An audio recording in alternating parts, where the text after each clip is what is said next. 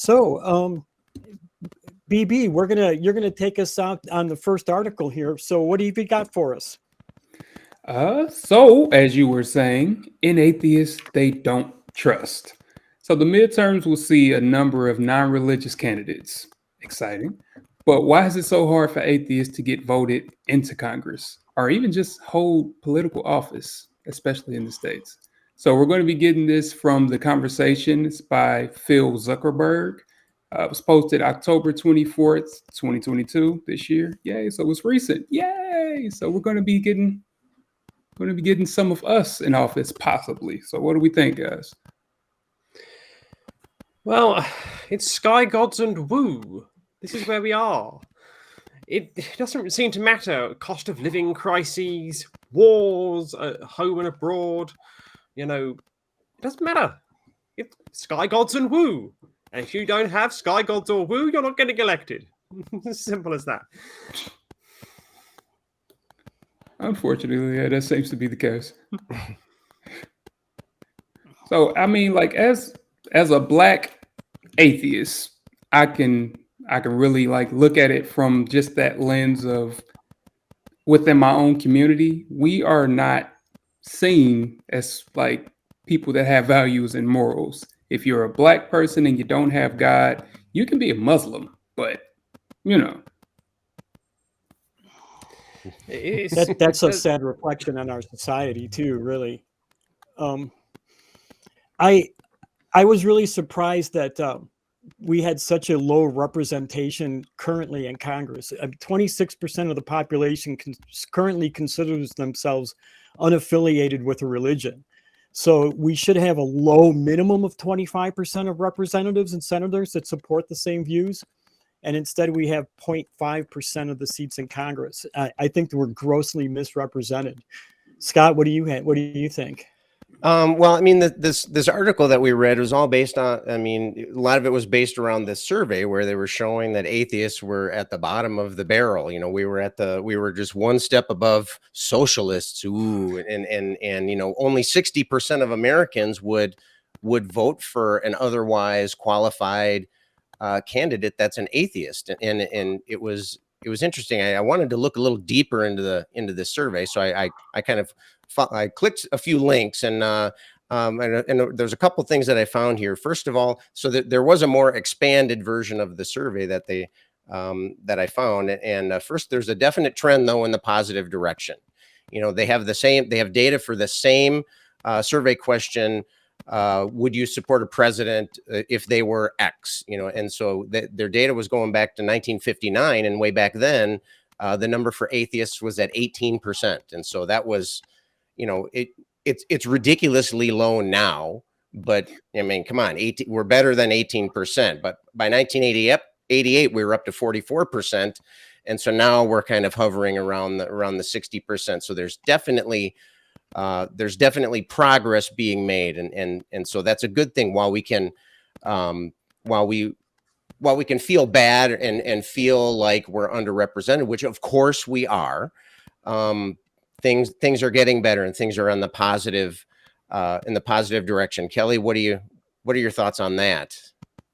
I do like that we're heading out in a positive direction, and I thought they outlined the reasons why people didn't trust atheists in elected office were pretty spot on, because we hear it all the time from theists, and they were the connection between atheism and communism, which doesn't play well in the United States. And the other is this idea that if you're an atheist, you have no morals, right? And that's something that we really need to change on a social level, not a political one. We need to be out there and show people that we're just like them, that we're normal people too. And I think it's really important to put that idea out there, that we are just regular people. And I know a lot of atheists that prefer like the angry confrontational approach, but I don't think we're winning any hearts and minds that way. So I really would like to see in the future a little bit more ambassadorial work, right, with other believers. What do you think of that idea, BB? Was that BB or Jerome? Phoebe? What do you, I said Oh, BB. really? Okay. I thought you said Jump Phoebe. on it, so. Yeah, you said BB there, and I was like, not me. All right, so I mean, I agree with that, but like we have to be honest, like just where we are, especially in the States right now, looking at the midterms and how much is riding on it, how scared people are. So it's that fear of like the rise of fascism, and we have that catch-22 that's just weighing on everyone, because if you vote for the person you want, you're taking away from a vote from a person that could win, right? Like even when we look back at somebody like Bernie Sanders, super popular, we look at somebody like the Green Party, for example, fairly well known, but if you vote for them, you're taking away from the people that can win, right? I think there was a meme, like it's a meme that comes up literally every voting segment. It's ridiculous. And it explains it perfectly because it says, why can a third party candidate win? Because nobody votes for him. So the question is, why doesn't anybody vote for him? Because they can't win. So we're just stuck in that vicious cycle. But it is refreshing to see in states like Alaska and Maine that are moving away from these systems of first past the post. I mean, in Alaska, when probably going to have an election that people aren't expecting a result in because they're using a top 4 primary system, which is based on a ranked choice voting. So it's going to throw up something in the Alaska at large. It's going to throw up something different in the Alaska Senate race. And it's going to be really interesting to see on these smaller population states just how that kind of system does change things, because Alaska's quite traditionally been a very red state.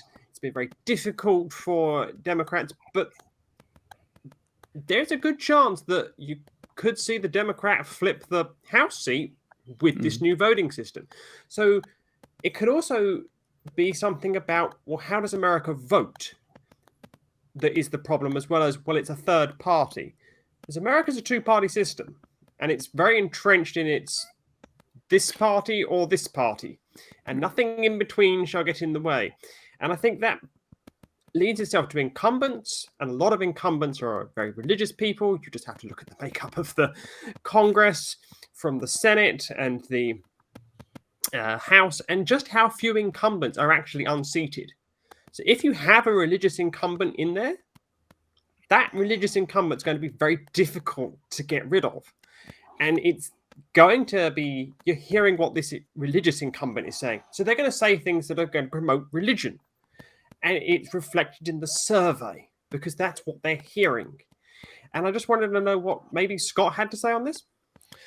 Yeah, I was. I mean, the survey results were really fascinating, and I know they like to boil it down to just this one number, the 60% number for this article. But I looked a little, like I said, I was looking a little deeper, and another thing that I found was that there was differences in the distribution when it comes to different party affiliations, and of course that's no surprise. You know, people that are in, you know, that vote along different party lines, generally there are some differences there, sometimes greater differences and sometimes not so great. But for some of the categories, the level of trust is fairly uniform across the party lines. For example, when it comes to looking at Black or Catholic or Hispanic or female or Jewish candidates, there's pretty uniform acceptance across all the parties. They were all kind of the same. In this case, that they were all in the 90s area. And even when it comes to accepting candidates below the age of 40, for example, or above the age of 70, the acceptance was a little bit lower, but it was still kind of the same across the other parties. But for some of the groups, there was a distinct difference between like Republican responses and Democrats. For example, for evangelical Christians, their acceptance was at 92% among Republicans, and it was in the 70s for independents and Democrats. When we're talking about gay or lesbian or Muslim or atheist candidates, there was a sharp delineation in the other direction. So the Republican votes were, you know, the acceptance was a lot lower, while independents and Democrats were a little bit higher. And I think if we couple that with the, well, I think is uncontroversial view that there's all these studies that show that Republicans have a greater tendency to value things like in-group membership and purity and that kind of thing. It points to an attack on an identity. And, and we're not a Christian nation, but we have for a very long time been a nation largely of Christians. And as that identity becomes threatened, it's going to cause the collective puckering of sphincters all across the land. And so if we look at those groups that showed the biggest differences, they were attacks on identity.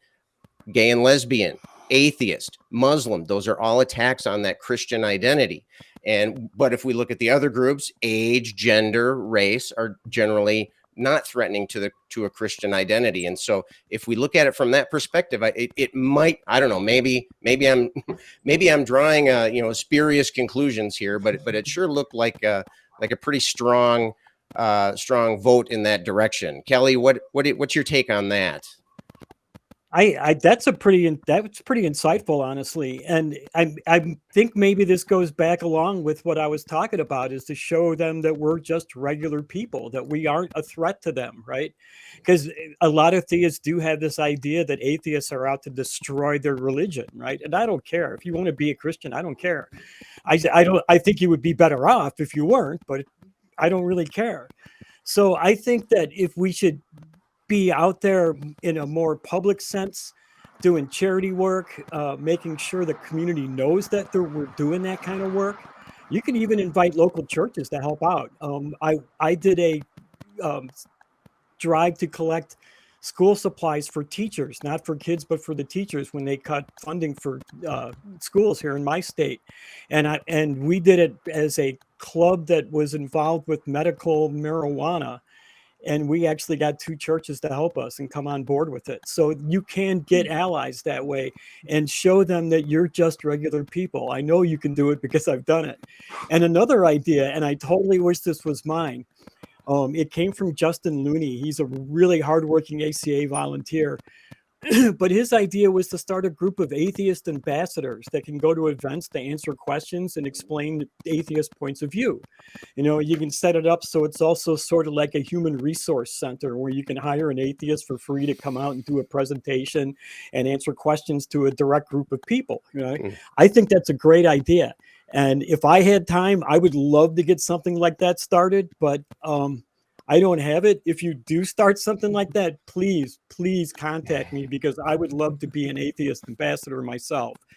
So I think that's a really good idea, though. I would like to see somebody do that.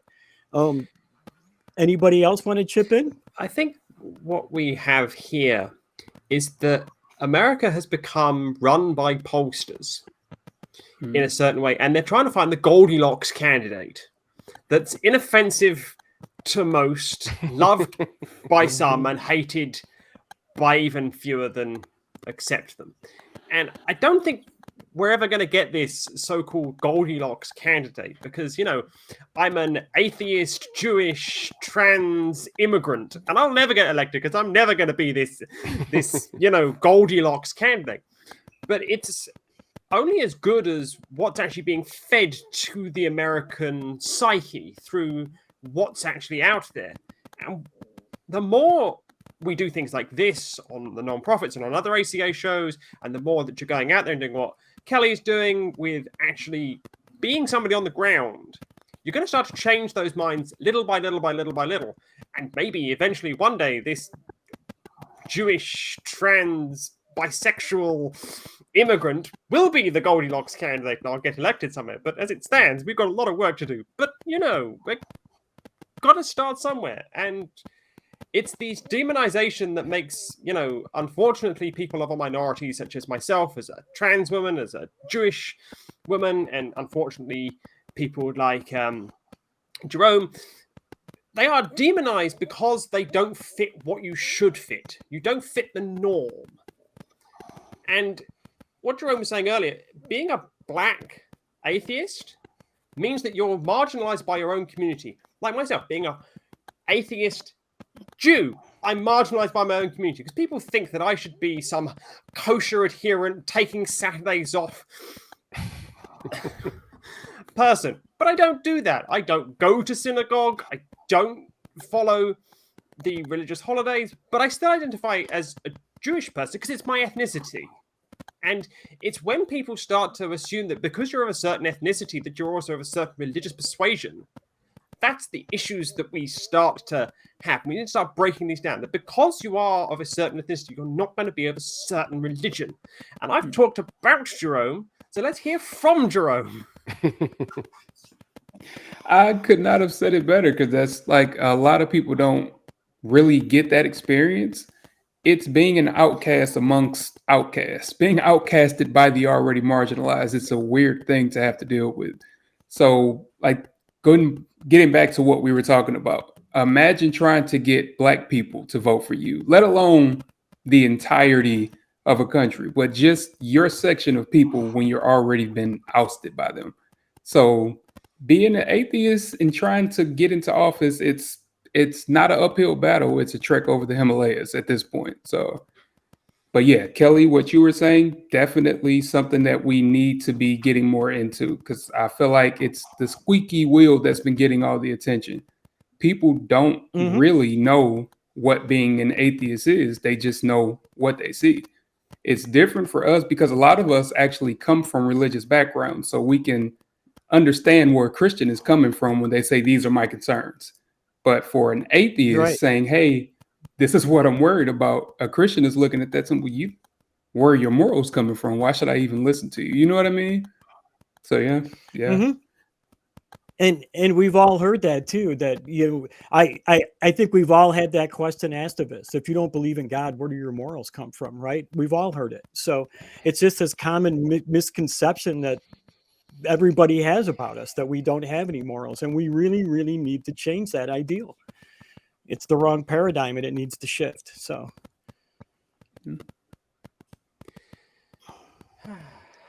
it's hopeful that I see that there's a growing trend of more atheists, agnostics, and humanists stepping up and running for office, though. I'm hoping we can see more of them victorious on election day. I'm not really hopeful at this point, but I am hopeful that it's a continuing trend that people are stepping up. And I'd like to see more people step up. I ran for mayor once, but I wasn't an open atheist at the time either. So, and I failed. So, but at least I tried. So I go out there and do it. It's kind of a lot of work at the time to do it, but it's worth it. It's really worth it. But here's a question for you, Kelley, and everyone else on the panel.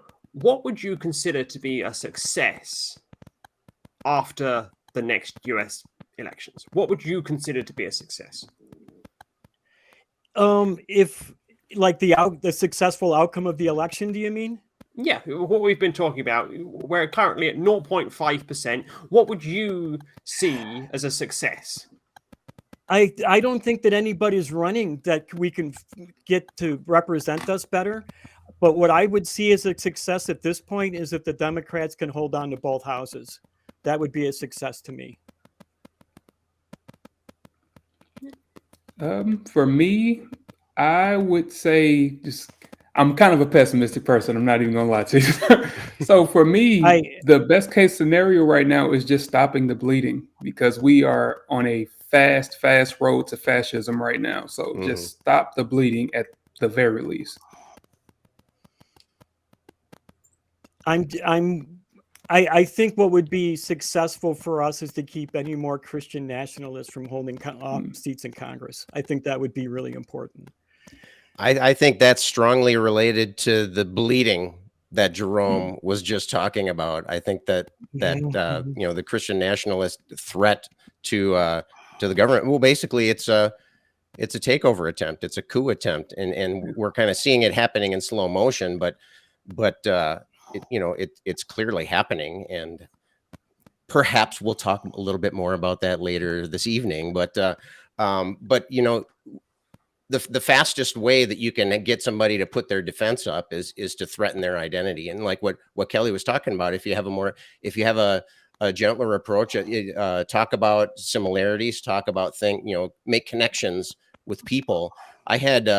Personally, I had the good fortune of being able to speak at a church, and it was a topic on science, and And my uncle happened to be a member of the church, and so they invited me over, and it was one of the most interesting experiences that I've ever had. And they were very kind to me, and they were interested in learning about me.